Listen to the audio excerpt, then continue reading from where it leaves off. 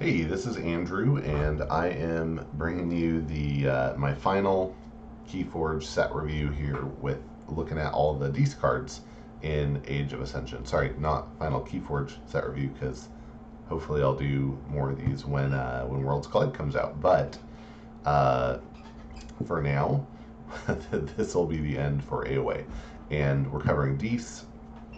Of course, we'll walk through uh, the 5 things I like to start with. First one is, if I see Dees in a deck, what am I hoping to get out of it? I'm hoping to get control, a lot of opponent manipulation where I have ways to just say, no, you can't do X. Life Word says you can't play creatures. Tezmal says you can't play this house. Restringuntus says you can't play this house.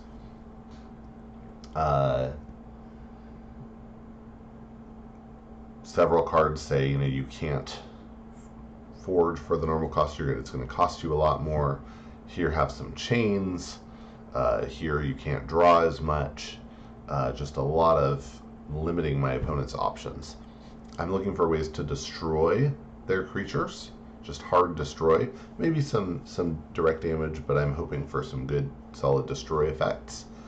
I want ways to slow them down, either by limiting the amount of cards they can draw, punishing them for reaping, things like that. I am looking for some ways to recur, especially creatures, out of my deck. I might look for ways to purge their cards. I'm looking for things that would let me or them discard cards. And I might get some Amber Burst. What other house would I most like to see next to Dees on a deck? For me, so far, this is Shadows.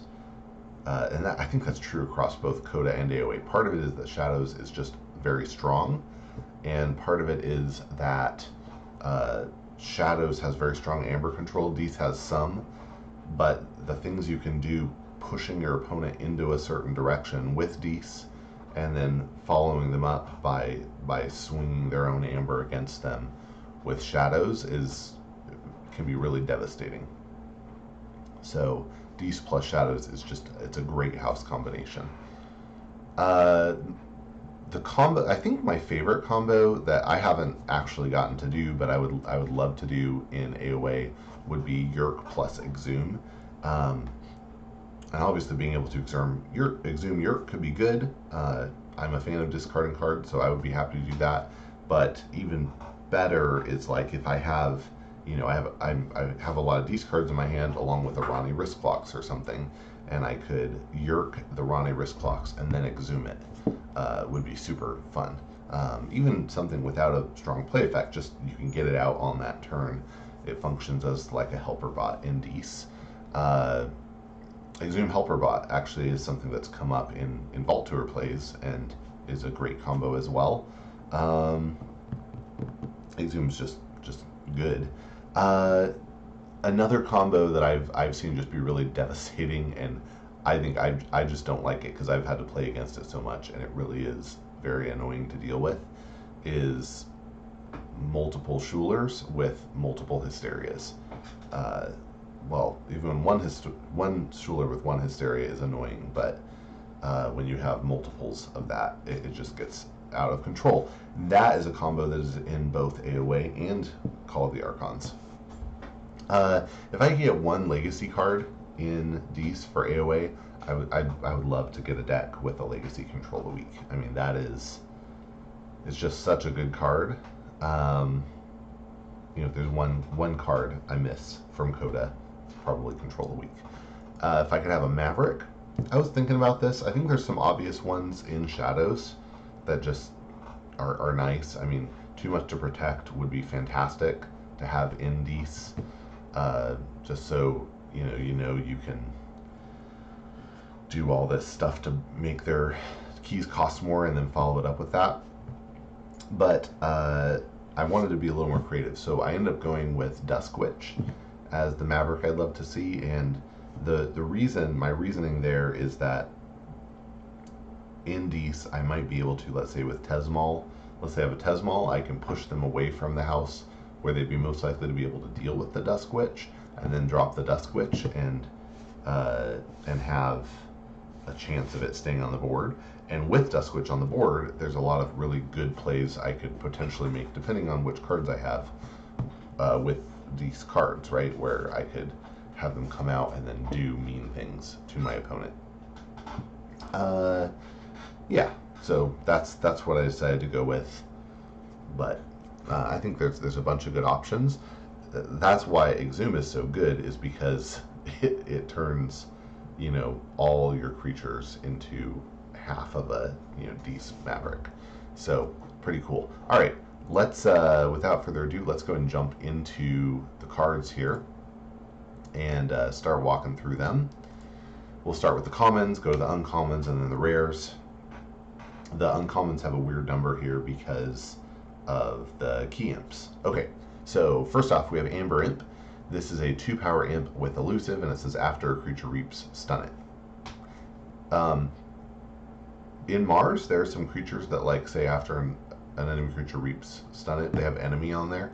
The Dees ones are a little interesting in that they're double-edged. They apply to you as well.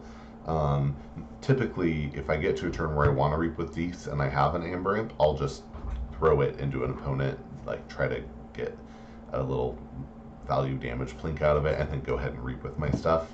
I probably won't keep it on to stun myself unless I have like really good reasons for doing that. I don't love Amber Imp. It's not something I get excited about seeing. I think because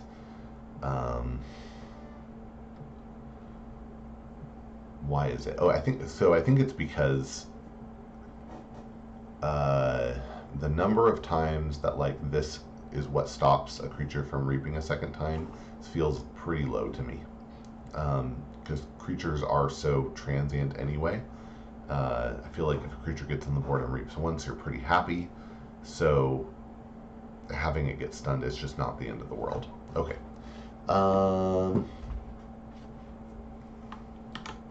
Next up, we have Banish. This is an interesting one. So it's an action, gives you a bonus Amber, and you put an enemy creature into your opponent's archives. Notice the important wording here. It doesn't say archive an enemy creature, because that would mean you put it in your own archives. It says put it into your opponent's archives. So important, like, wording note there. But it's an interesting effect. Obviously, you don't want to reap something or to banish something with a strong play effect. Sometimes it's just a nice way of getting something off the board. I think more and more I'd rather have Cull the Weak than this, which comes up next, I think. It's a little more flexible. This is a little more flexible. It's just your opponent can get it back out. The one deck where I love having this is in a deck where I also have Merkins and a lot of draw, so I very often can do one right after the other. And so if I banish something and then they don't take it out of their archives next turn and use it, I can follow up with the Merkins and know what I'm going to get, and probably, unless they have other stuff in their archives. So that's kind of a cool feeling when you can pull that off. And I have won at least one game by, or finished off the game by using that combo to great effect. But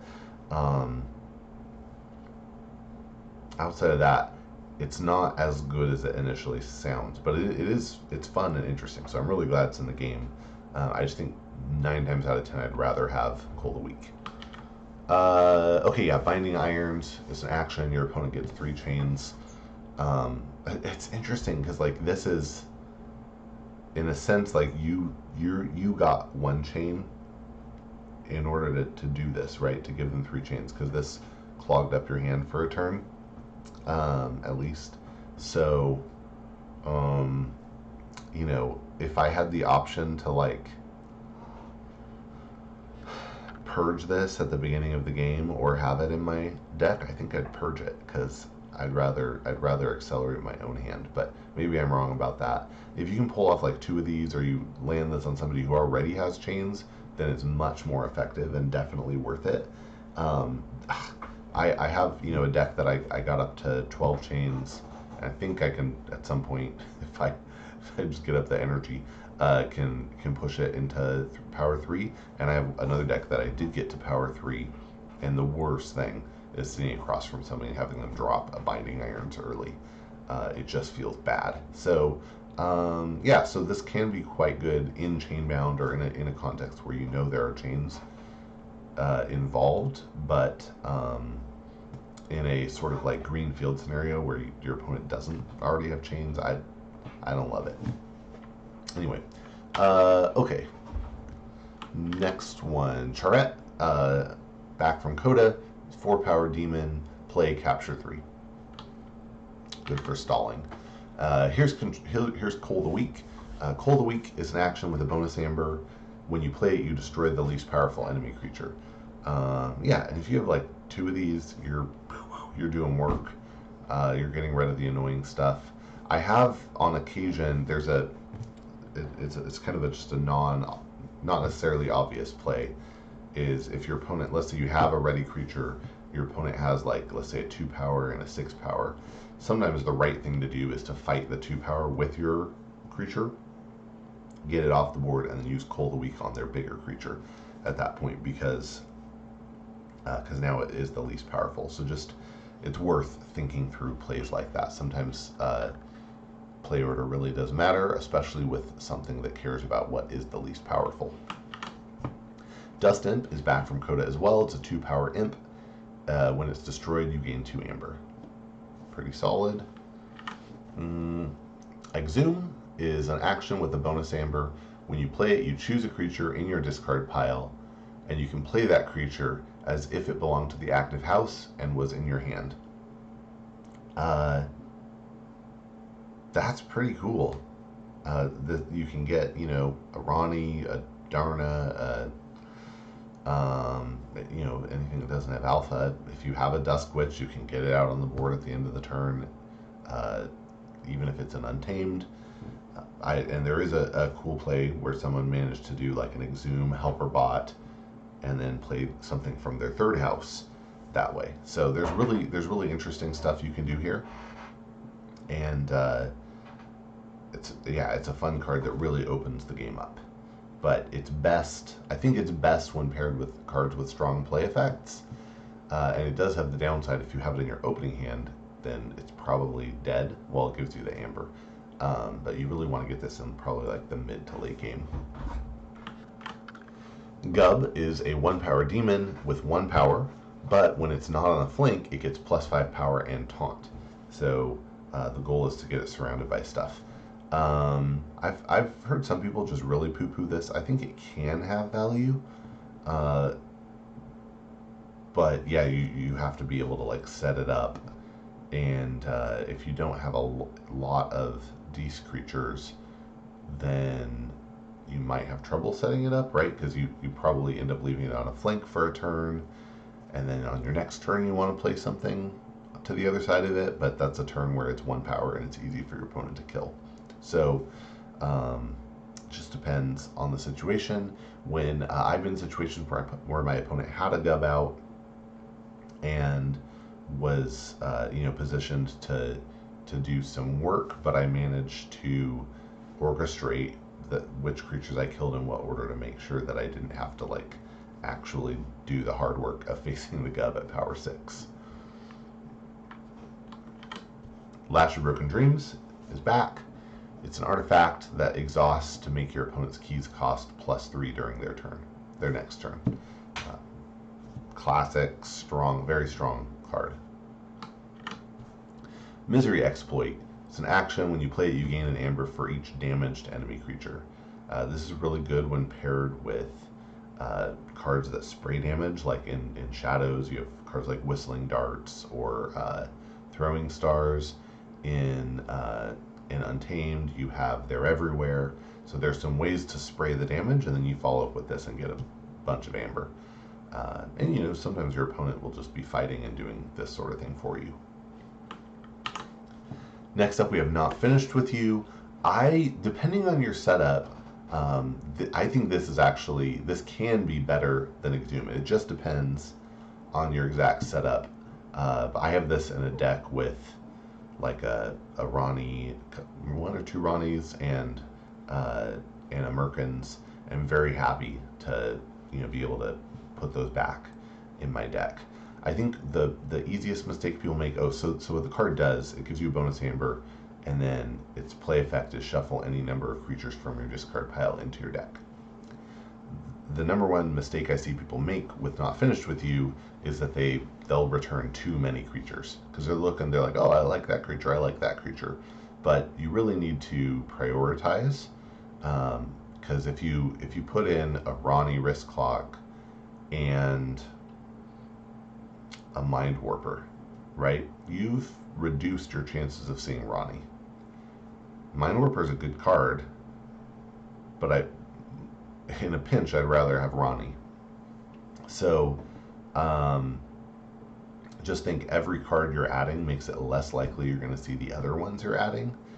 And I think that effect it's even worse the smaller your deck is getting, right? I mean, if you have 5 cards in your deck and you add Ronnie into it, then your chances are, and you're going to draw 3 at the end of the turn. You have a 50-50 chance of drawing Ronnie. If you add 1 card, you've cut the odds down to 3 out of 7. If you add 2 cards, you're now at 3/8. So you're really diminishing your chances. With a full deck, it probably matters less, I guess. But still, why would you add cards that aren't like the most effective that you could get? So just think about that. Schuler, great target for Not Finished With You. It's a 5-power demon. Its play effect is if your opponent has 4 or more amber, you steal 1. Also, that one's back from Coda. Streak is a 2-power imp with elusive, and while it is not on a flank, your opponent refills their hand to 1 less card during their draw card step. So this is like a succubus, but it has to not be on a flank. I would rather have succubus, probably 9 times out of 10. Occasionally this is a little more annoying because your opponent's going to have to spend 2 fights to deal with it, unless they have direct damage, in which case this dies faster than the succubus anyway. So yeah, I think usually I'd prefer the succubus, but it's solid. I'm never sad to have it on the board. And then we have Tesmal, which is 2-power with elusive, and when it reaps, you choose a house. Your opponent cannot choose that house as their active house on their next turn. It's nice in that you can reuse it, and I have won games by just being able to keep my opponent off of 1 house turn after turn. So you can think of it like a temporary Restoring Dentist that's a little more survivable, or you can think of it like a significantly less powerful Control the Weak that can be reused.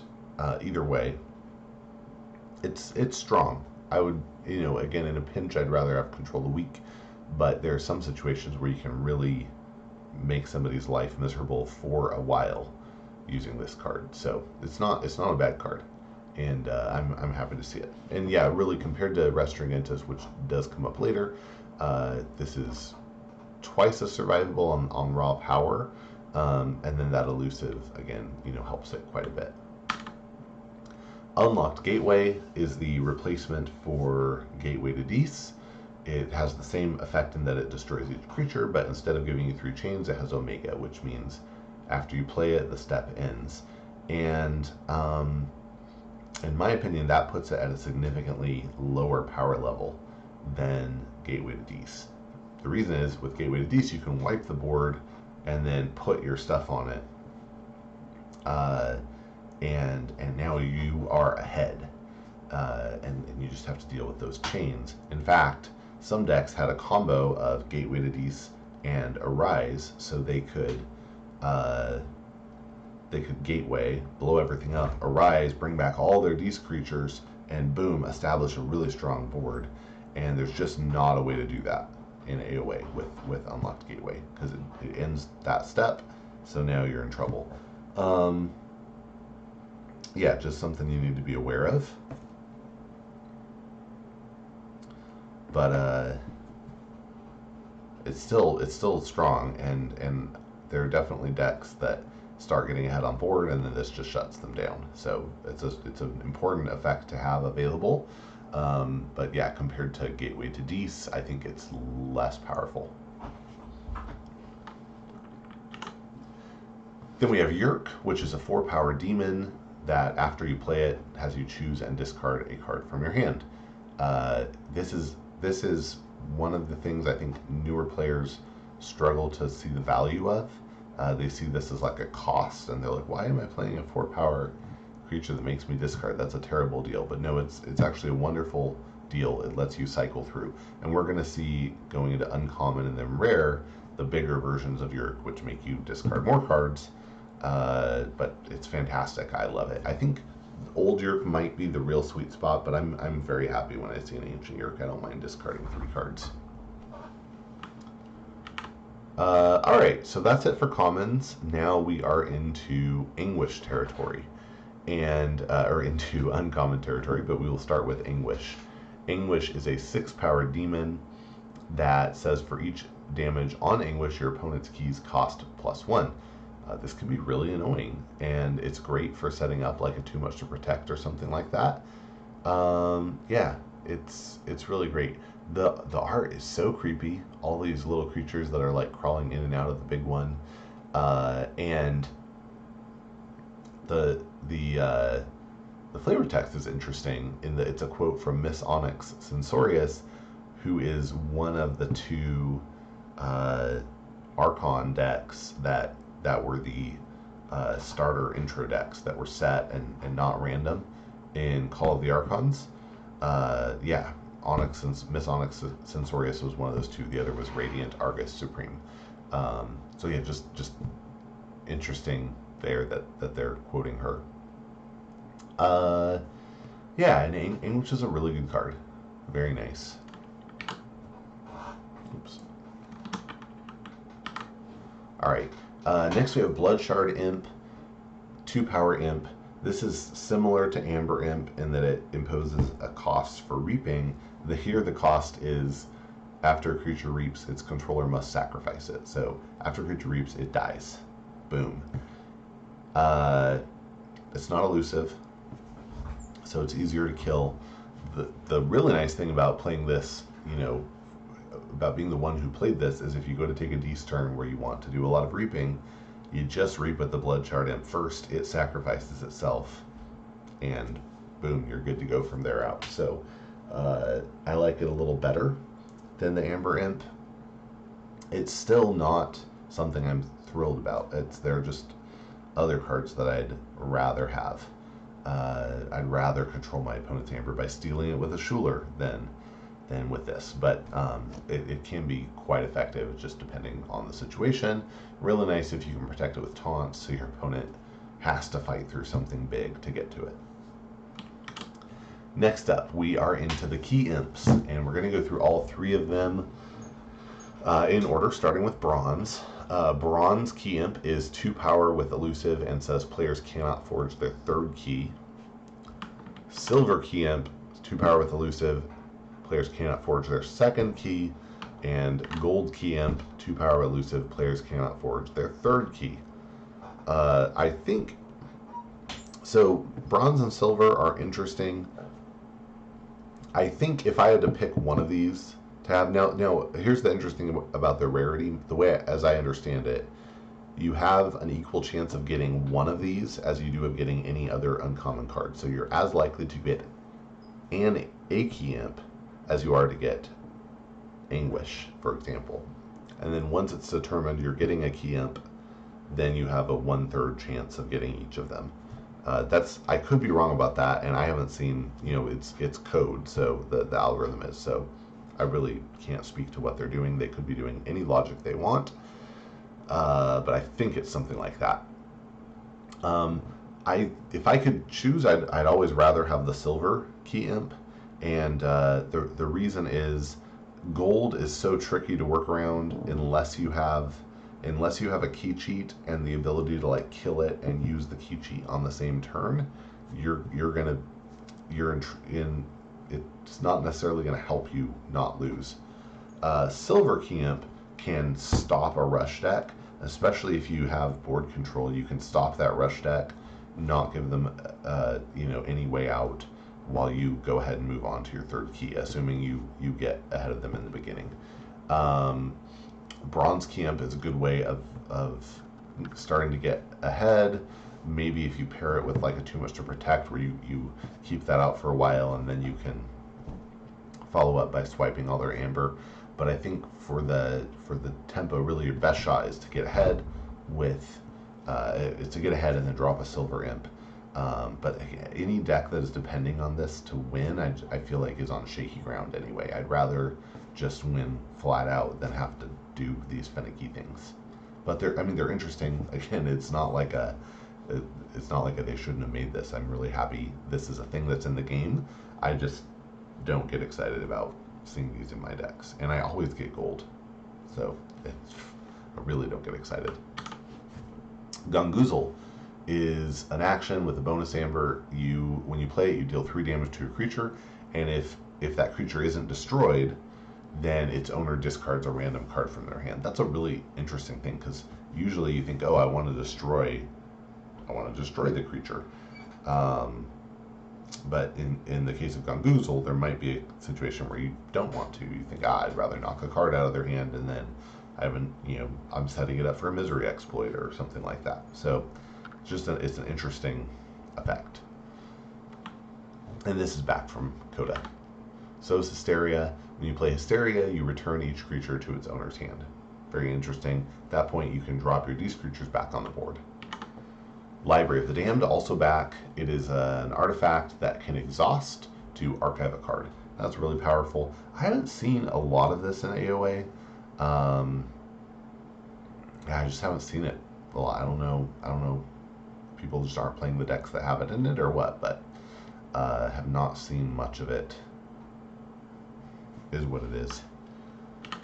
Okay, Life Ward is an artifact with a bonus amber. And it's also back from Coda. It has Omni, you sacrifice it, and your opponent can't play creatures on their next turn. That can really be devastating on the right turn. So I think this is an example of a card. I would say overall, Dees just has a lot of opportunities for player skill to matter. Not that other houses don't have those opportunities, but Dees just has a lot of them. Has a lot of opportunities for players to make interesting calls. Do I wipe the board or not? Do I pop my Life Ward now or wait a couple turns? And there's just a lot of interesting opportunities to make choices. Old Yurk. This is the upgrade on Yurk. It's the uncommon version, so it's a little bigger. It's 5 power instead of 4, and when you play it, you choose and discard 2 cards from your hand instead of 1. Pain Reaction is pretty cool. When you play it, you gain an amber, you deal 2 damage to an enemy creature, and if this damage destroys that creature, you deal 2 damage to each of its neighbors. It essentially turns it into Splash. That's pretty cool. And then we have Pandemonium, which gains you an amber and then has each undamaged creature capture 1 from its opponent. Because you gain the amber before the play effect is resolved, that amber that you got from playing Pandemonium could end up being captured. And you don't have any choice about that. But I mean, it's still an amber that will probably eventually accrue to you unless your opponent has Selwyn or North-El or something like that. Poltergeist is an action with a bonus amber, and when you play it, you use an artifact controlled by any player, could be you, as if it were yours, and you destroy that artifact. Really, really good artifact control. Very interesting. And, there really are times where it could make sense to use this on yourself. I would love to have this in one of my Sting decks, for example. Yeah, there are times where it could really make sense. I would love to have this in a Guard Disguise deck, as another example. Just any deck that... I'd love to have this in a Shadows deck. And that's why I say, it's just another example where decent Shadows often work well together.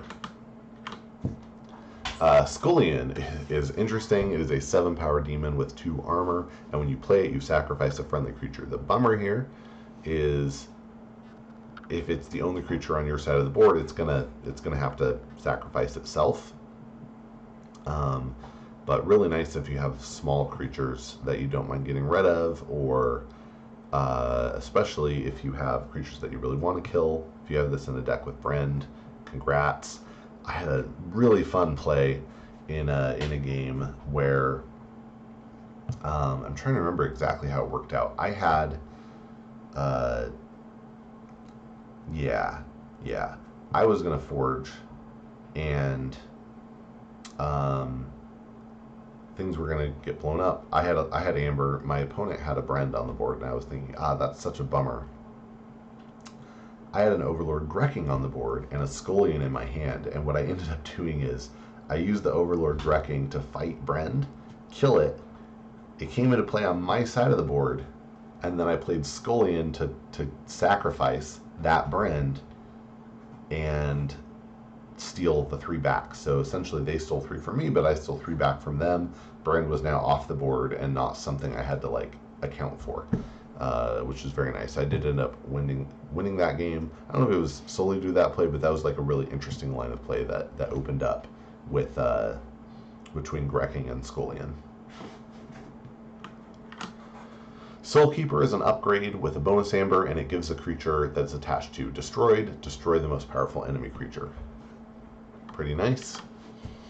Spider is a 2-power demon with skirmish, and it has poison while it's attacking an enemy flank creature. Poison with 2 power, that's pretty solid. It's interesting, I think this is the first poison outside of, oh no, there was already Inca the Spider, right, who had it in Untamed, but the first poison in Deist anyway that I'm aware of. I think there's a bit in Shadows and a little bit in Untamed. Tentacus is back from Coda. Really nice artifact control. It's a 5-power demon that says your opponent has to pay you an Amber in order to use an artifact. Importantly, that is imposed as a cost, so if they can't pay you the Amber, they can't use the artifact. Also important, this isn't steal, so a card like Vault Keeper doesn't protect them from it. 3 Fates, back from Coda. It's an action with a bonus Amber, and when you play it, you destroy the 3 most powerful creatures. Importantly, the active player decides whenever there's a tie, so you have the ability to control this a little bit if some creatures are tied with others. And man, really just I think this is some of the like most grotesque art in the game. Alright, and that's it for uncommon. So finally we're into rare.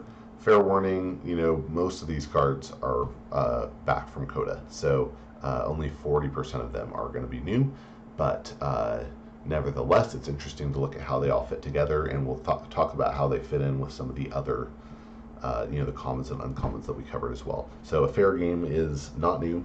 It's an action. When you play it, you discard. Is it new? No, it's not. When you play it, you discard the top card of your opponent's deck, and you reveal their hand. You gain an Amber for each card of the discard card's house revealed this way, and then they repeat that effect on you. So, for example, if you discard the top card of the deck and it's Shadows, then you reveal their hand. You get an Amber for each Shadows card in their hand. At that point, you discard the top card of your deck. Let's say it's Untamed. Then you reveal your hand, and your opponent gets an Amber for each Untamed card in your hand. The reason it's called a fair game and why it's not a fair game is that it's your turn, so you're playing cards out of your hand. Maybe you played a Yerk and you discarded some cards other than Deist. Maybe you had 4 Deist cards in your hand. This is the last one. So at this point, you only have 2 cards in your hand, and the opportunity there's just not as much of a chance for your opponent to gain Amber from this as there is for you. So it generally is a good deal for you. There is some randomness there, deal with it, but and you get to discard the top card of your opponent's deck. So that's an interesting effect that I don't think of very often here. But like if your opponent just played, I guess there isn't. Oh, they just used a World Tree or something and put something on top. No, because then they drew it. I'm not sure if there's a lot of times where this would matter much. Anyway, it's generally going to be random. Okay, next one is Ancient Yerk. This, of course, is new. This is the biggest Yerk. It's 6 power, and when you play it, you choose and discard 3 cards from your hand. And it's great.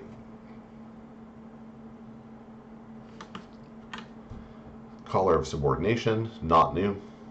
It's an upgrade. It says you control this creature. So you play it on an opponent's creature. It's now under your control. It comes over ready. I mean, assuming it was ready, there's nothing in here that would make it, not be ready. It does come over and sit on one of your flanks. So pretty cool. Creeping Oblivion is an action with a bonus amber. When you play it, you purge up to 2 cards from a discard pile. This is really nice. This is really good for shutting down decks that want to recur stuff a lot. You just say, no, that's not coming back. Then we have Eater of the Dead. It's a 4-power demon, and this is not new. When it fights or reaps, you purge a creature from a discard pile, and if you do, put a +1 power counter on Eater of the Dead. It's a great way to get rid of your own Dexters if you have them. It's also a good way to get rid of power cards in your opponent's deck. I tend to prioritize killing this if my opponent has one. There's definitely cards I would kill before this, but it is usually something I want to deal with before it gets out of hand.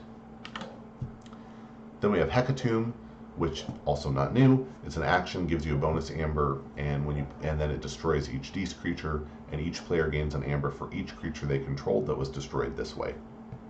And yeah, this is really nice. I mean, if you play this, a Dust Imp and then this, and that's it, you gain 4 amber, which is really solid. My dog just came in. Yeah, so I mean that's amazing, and maybe you have some other stuff that's good too.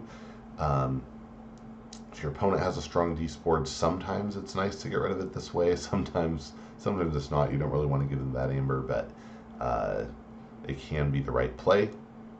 Yeah, I get really excited when I see Hecatomb. I think it's a very strong card. Key to Deist is an artifact with Omni.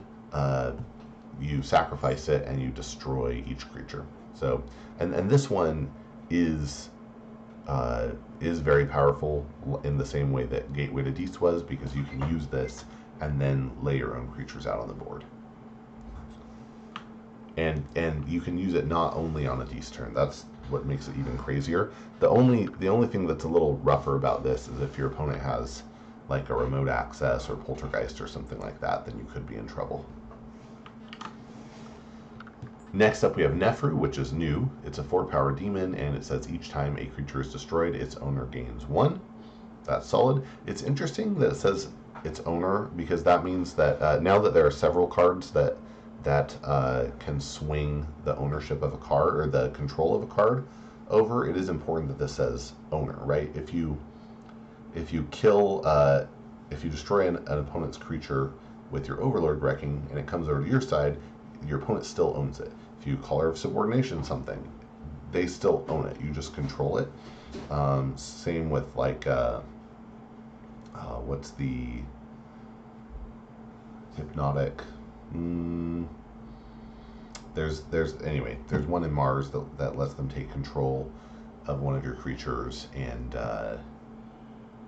if you Merkin something, they still own it. So anyway, there's several ways you could gain control of an opponent's creature, but they still own it. Onyx Knight is a 4-power demon and knight that, after being played, destroys each creature with odd power. Pretty cool. Yeah, it's interesting. I love the idea and the art of these cards, the Onyx and Opal Knights. They're not, in my view, like the most powerful cards to have, and they often hurt you too, but they're very interesting. So glad they're in the game. Orb of Invidious. This is, I've been sad because of this one. So this is an artifact with a bonus amber, and it says after creature reaps, stun it. It's just across the board. It's not even the first creature. There's the Mars one that applies to the first enemy creature that reaps. Is just every creature. always, and it's rough. I have a deck with this. I got real excited about it, and it can potentially do okay, but it just feels bad to be playing with this in the game. So, and I think for it to really pan out and be good for you, you have to have a very strong action game where you're gonna, or play effect game where you're gonna be winning off of that and just really not relying on reaping or probably fighting. And that one's new. Ortanu is also new. Ortanu is great. Super. I love Ortanu. I've gotten 2 or 3 decks with Ortanu. I really enjoy this giant insect-looking dude. So he's a 7-power demon, and when he reaps, you return each copy of Ortanu's binding from your discard pile to your hand. So here's the trick: is Ortanu comes with a special rare card and actually 2 copies of it. So he comes with 2 copies of Ortanu's binding, which is an action that gives you a bonus amber, and when you play it, you deal 2 damage to a friendly creature. That seems bad, but it's not necessarily bad. If you have like an Anguish or a Dust Imp, then you can get value out of Ortanu's binding that way, where you're killing something or doing damage to something that you want to do damage to. I have this in a deck with creatures with high armor values, where I can just absorb the damage that way, and it doesn't matter. So there are definitely ways for this to not be a big deal to you. And in any case, Ortanu himself is big enough that he can soak up a little bit. And then when he reaps, you return any copies of that card from your discard pile to your hand, and and for each one you return that way, you deal 2 damage to a creature with 2 splash. If your opponent has a wiped board, this means you have to hit your own, but hopefully they have a spread of little creatures that you can just blast away with this. It can be a really devastating way to wipe the board. And on top of that, so if you start a hand with Ortanu on the board ready and 2 copies of Ortanu's binding in your hand, you're going to get 2 amber from playing those actions, reap for the 3rd amber, get the actions back, wipe their board possibly, and then get to play those actions again, getting you up to 5 amber from that combo. So it's a really good amber generation combo, and it also gives you strong board control. So it's a kind of cool total package. Now, of course, you don't always draw things in the right order. Sometimes you have Ortanu out before you have any bindings in the discard pile. Sometimes you only have 1, and that's still pretty good value. But anyway, in worst case scenario, you just have a 7-power creature, which isn't bad. So I love it. It's a great card. Then we have Overlord Grekking, which is a 7-power demon that says after an enemy creature is destroyed fighting Overlord Grekking, doesn't matter who attacked, you put that creature into play under your control. Very nice. This is, if your opponent has like a Dusk Witch, this can be really devastating. You get that on your side of the board. The Omega doesn't trigger. But yeah, just generally, it's really nice. So this is a really solid, powerful card. And that one is not new. It's back from Coda. So is Pitlord. Pitlord is a 9-power demon with 2 bonus amber and taunt. But while it's in play, you have to choose Dis as your active house. So a little bit of a pros and cons there, but it has a lot of pros. I mean, a 9-power creature with taunt and 2 bonus amber is pretty nice. You just have to be able to, you have to have a plan to capitalize on your next couple of Deist turns while you're working on killing him. On the other hand, if you have Hecatomb in your hand, Pitlord Hecatomb, boom, you got 4 amber out of that, and you're fine. So anyway, it's a good card. Red Hot Armor is an action with a bonus amber. When you play it, each enemy creature with armor loses all its armor until the end of the turn, and is dealt 1 damage for each point of armor it lost that way. That's a real hate for Sanctum in general, but it can also be pretty devastating against AoE Mars, which has creatures with armor on them. I think that's mostly what it's hate for. But anyway, it's an interesting card. And if it does nothing, then it at least gains you a bonus amber. We have Restringuntus, who's also back from Coda. 1-power demon. When you play it, you choose a house, and your opponent can't choose that house as their active house until Restringuntus leaves play. That is pretty strong control. It's also a really weak creature, so you know, you get what you get. Sometimes it can be quite devastating, and you know, this is a really solid target for Not Finished With You to get to pull it back out and use it again. If you probably aren't going to get a lock with it, but you're putting something out that your opponent has to scramble to deal with, and that's always a good thing. Then we have Shadow of Dees, which is this is new. It's an action with a bonus amber, and after you play it, until your next turn, enemy creatures' text boxes are considered blank except for traits. Interesting, and I think we kind of knew this already, but FFG clarified it in a recent Crucible cast.